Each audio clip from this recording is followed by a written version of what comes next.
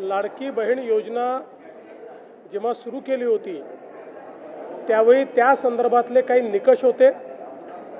त्या निकषाच्या आधारावर बहिणींना अर्ज करायला सांगितला होता आणि कागदपत्रांच्या पूर्ततेला वेळ लागेल म्हणून ही मुभा दिली होती की त्यांनी सेल्फ सर्टिफिकेशन करायचं, म्हणजे त्यांनी जे सांगितलं ते सत्य मानून आपण त्या ठिकाणी त्यांना लाडक्या बहिणीचा लाभ देणं सुरू केलं।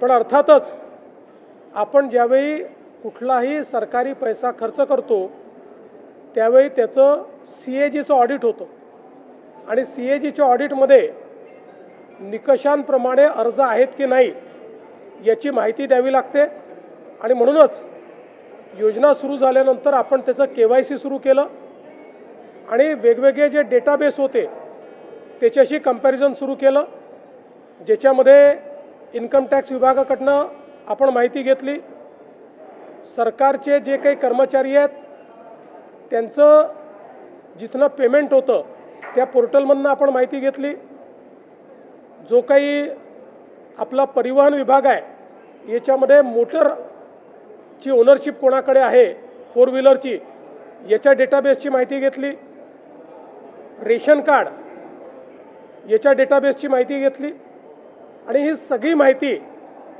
आपण ज्यावेळेस कोलेक्ट केली त्यावेळी असं लक्षात आलं की 5 लाख लोक असे आहेत ज्यांच्या घरी सरकारी नोकरी आहे, 14,000 तर पुरुषच निघाले, जवळपास 10 लाख असे निघाले की ज्यांचं उत्पन्न 2.5 लाखापेक्षा जास्तीचं आहे।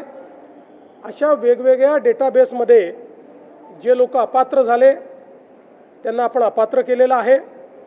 त्यासोबत आपण हे सांगितलं होतं KYC करून घ्या, म्हणजे जे काही माहिती तुम्ही सादर केलेली आहे ती आत्तापर्यंत सत्य मानण्यात आली आहे, आता त्याची कागदपत्र द्या। पण मोठ्या प्रमाणात KYC झाली नाही। आता एक गोष्ट आपण लक्षात घ्या की ज्यांना अर्ज करता येतो, सेल्फ सर्टिफिकेशन करता येतं, त्यांना KYC करता येत नाही असं मानणं काही योग्य नाही। पण जवळपास 9 महिने सातत्याने पाठपुरावा केल्यानंतरही ज्यांनी KYC केली नाही ते अर्थातच कुठला तरी एखादा निकष पार पाडत नाही म्हणून त्यांनी KYC केली नाही। आणि म्हणून हे जे काही आत्ता या ठिकाणी जवळपास जे काही तुम्ही सांगितलं 60 लाख 80 लाख जो काही आकडा तुम्ही दिलेला असेल तर ते लोक या योजनेच्या पात्रतेचे निकष हे पूर्ण करताना दिसत नाही। जवळपास 1,70,00,000 महिला, थोडं आकडा कमी अधिक असेल 3-4 हजार ने, पण 1,70,00,000 महिला ज्या आहेत या निकष पूर्ण पार करतात, त्यांची KYC झालेली आहे, त्यामुळे त्यांना लाडक्या बहिणीचे पैसे मिळतच राहतील।